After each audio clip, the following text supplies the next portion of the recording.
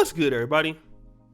It's your boy, O'Shea Duke Jackson, back at it again with another episode of The Celebrity Jump. 2 days ago, I got a call from someone very dear to me in my personal life. I won't disclose who that person is,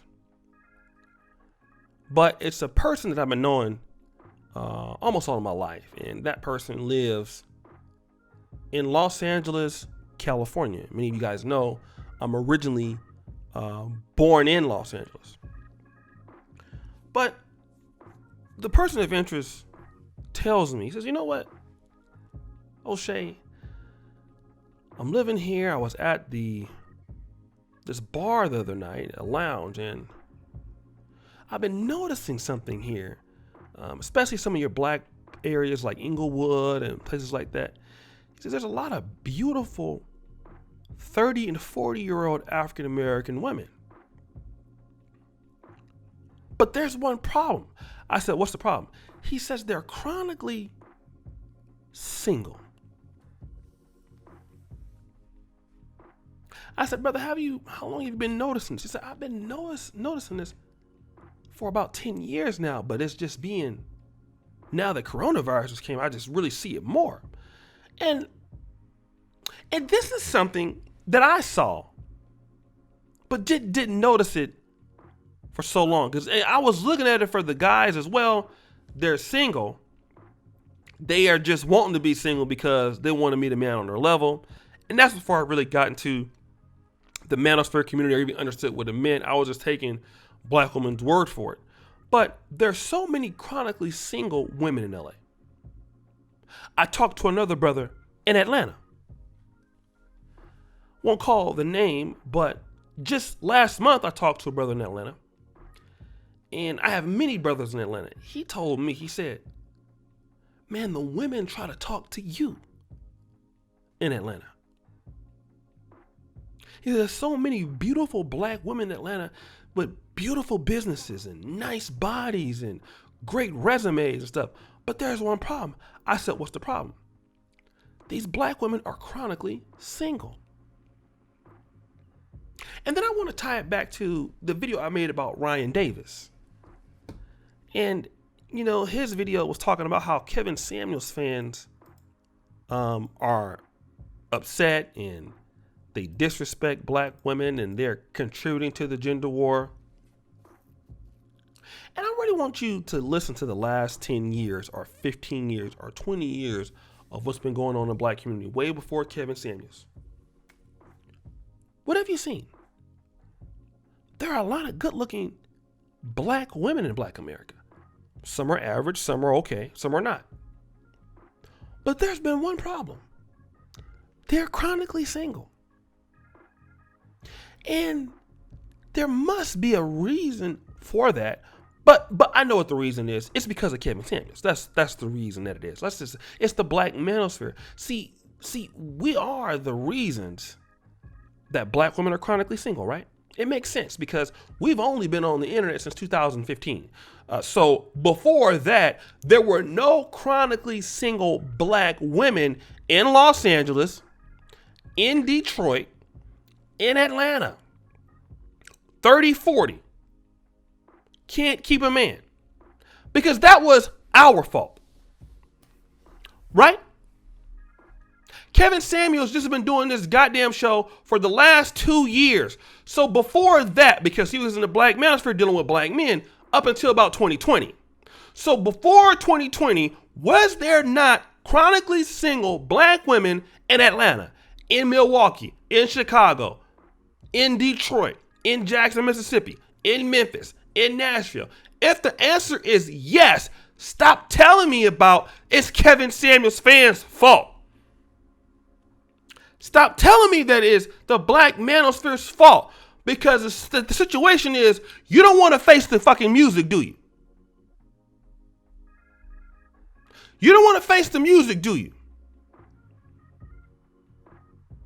See, it's bigger than our commentary on the topic. It's bigger than that. The problem is,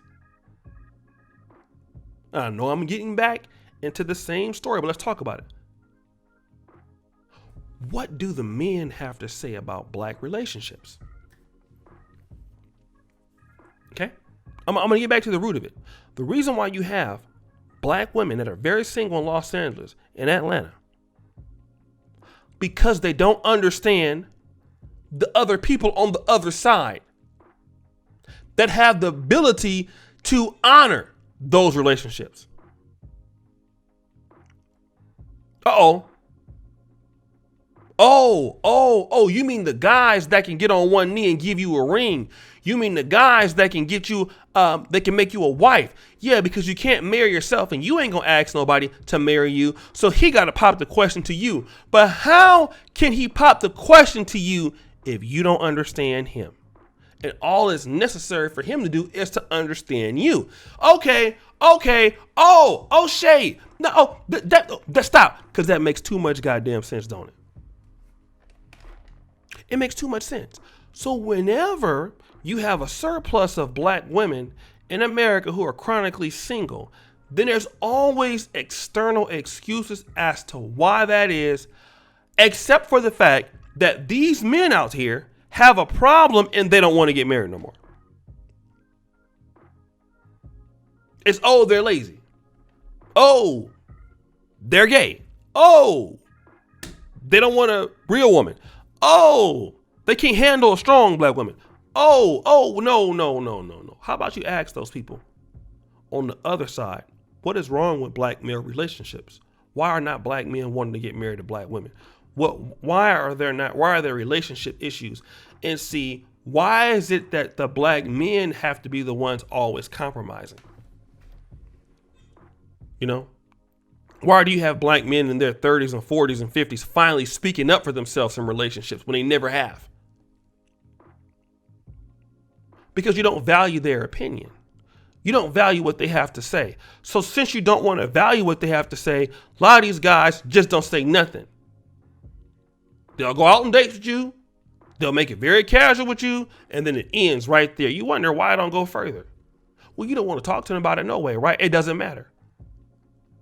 And that's why you see so many women out here that are single in Atlanta, single in Los Angeles. If you're a black man in Atlanta, do you need to get married? I mean, it would be nice to, but do you really need to? You have the cream of the crop every day.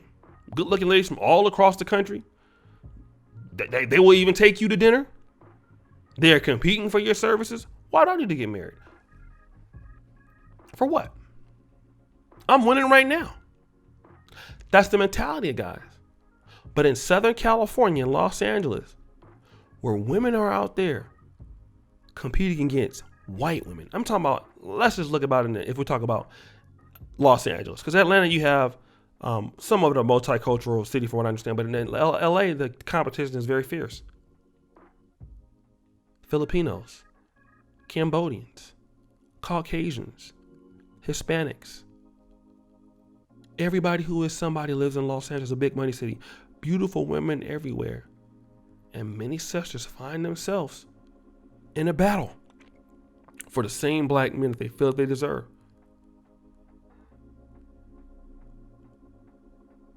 And competition is a lot of times fierce. And Atlanta, now you're competing against some of the other people of other races, but then the best black women all across the world there. Women from Africa, women from the Caribbean community, women from all over black America. Competition is fierce. But we don't want to tell sisters that because we don't want them to start competing. We only want black men to compete, right? Because that's the only thing that makes sense. Don't nothing make sense but that, right?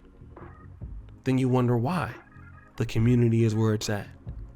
Because it's a one-sided equation. But guys, what do you think? It's your boy, O'Shea Duke Jackson, back at it again with another episode of The Celebrity Junk. I really appreciate you for all that you do. Subscribe, hit the bell, check out the first comment at the top. And as you know, the buffoonery remains at an all-time high. I'm out.